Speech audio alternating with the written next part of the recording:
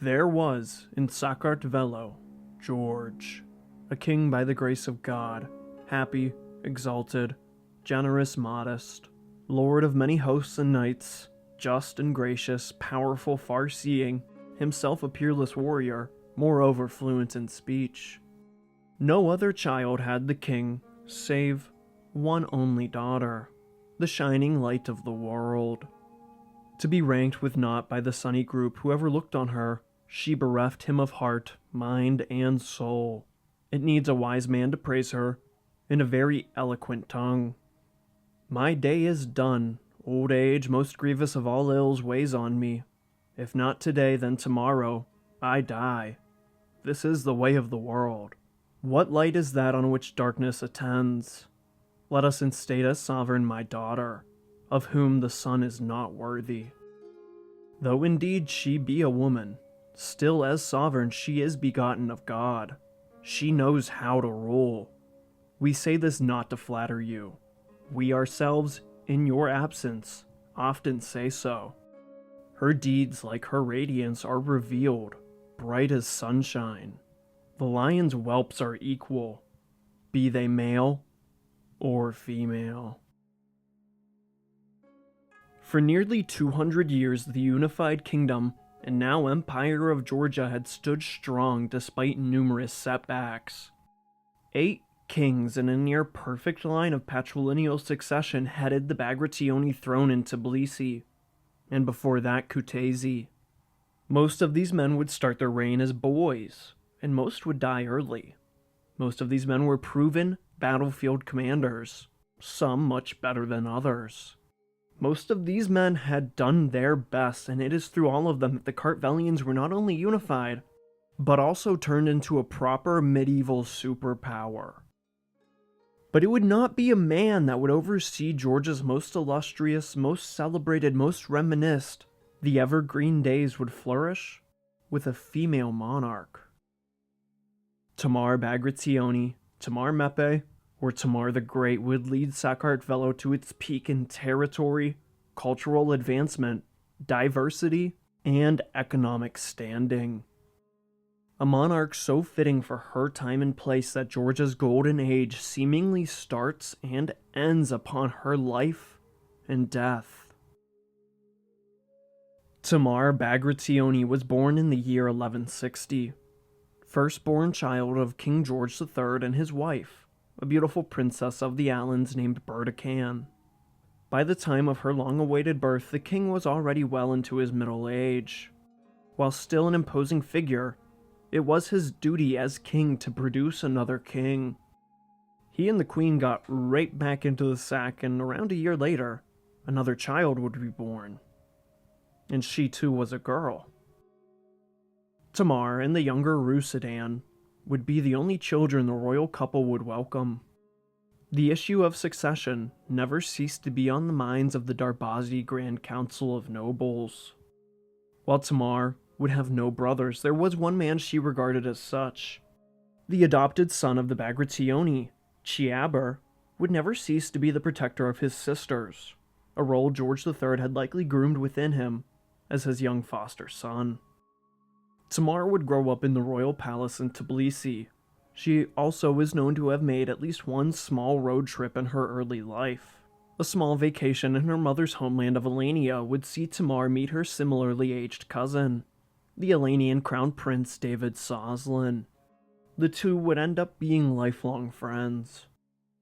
Tamar, like her mother, was reported to have been very beautiful, which frescoes do portray, if you're into unibrows for this particular pose. But seriously, she was the standard of Georgian beauty and fashion for her time. Not only that, but Tamar was smart, already accustomed to navigating the delicate noble courts, especially as they joked and hushed sweet nothings about her being a king. Of course, seeing as there had been no ruling queen in Georgia, the Kartveli nobles got up to their favorite pastime of overthrowing their kings and replacing them with much less competent and more pliable candidates.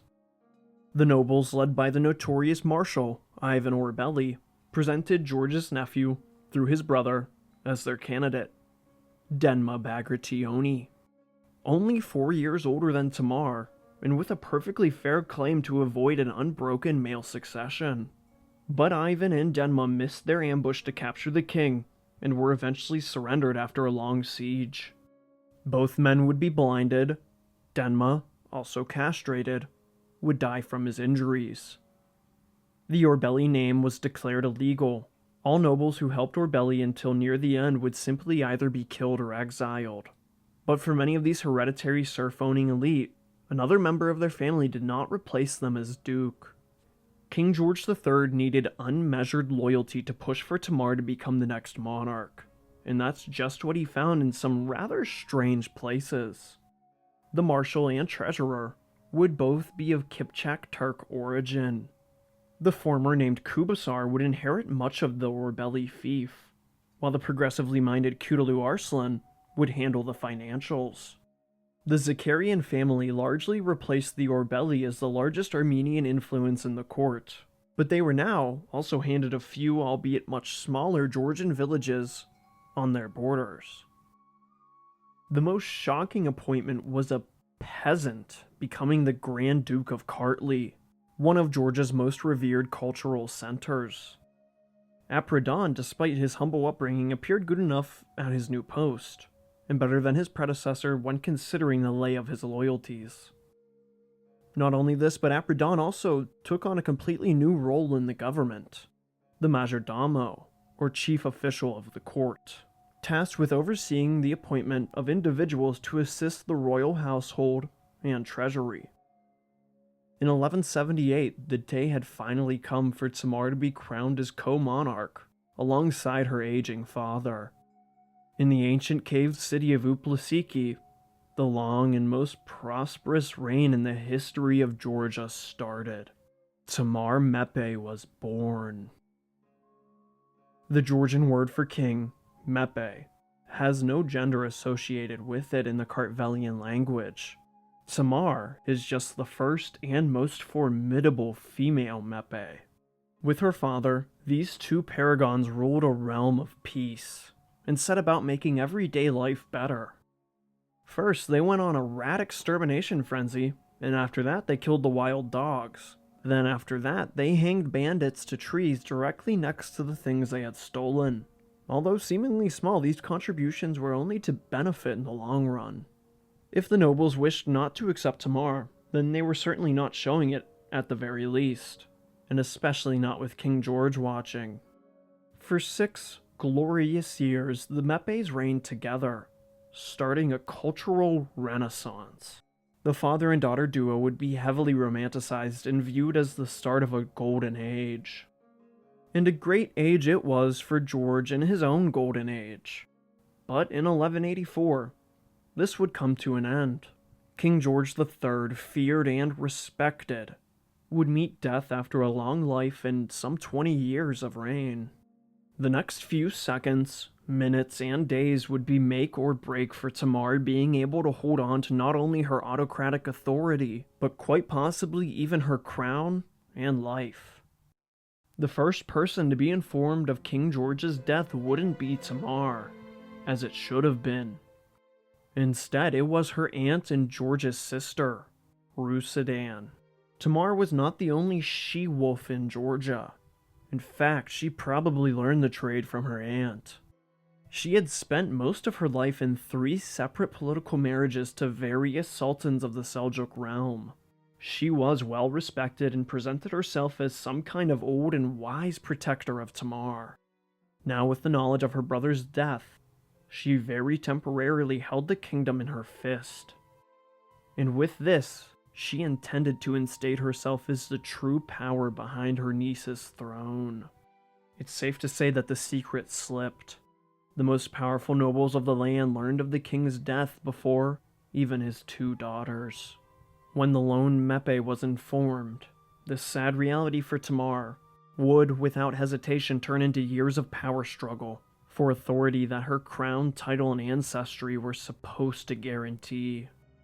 The nobility, in conjunction with the clergy and Rusadan, demanded Tamar be crowned as sole Mepe, which was reasonable enough and would only further her right as monarch.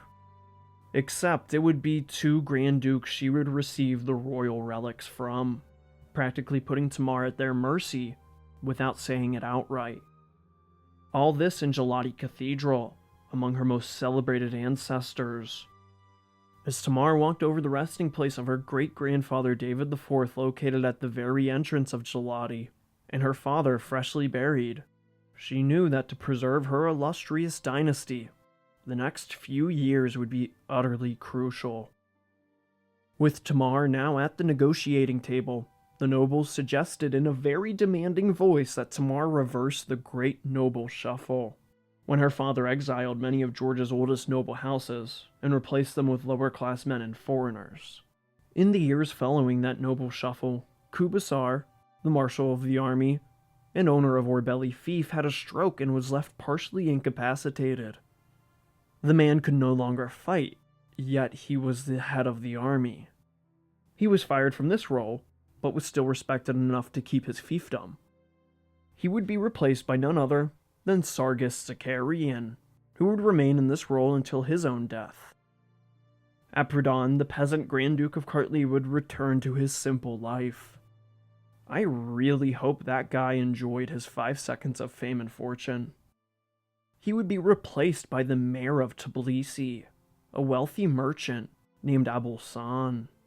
In his dual roles, he would become one of the most important members of the new aristocratic order. As for the newly created role of Majordomo, his replacement would be the Duke of Mingrelia, also known as Samgrelo, Vardan Dadiani, the first member of this noble offshoot to be welcomed into the court.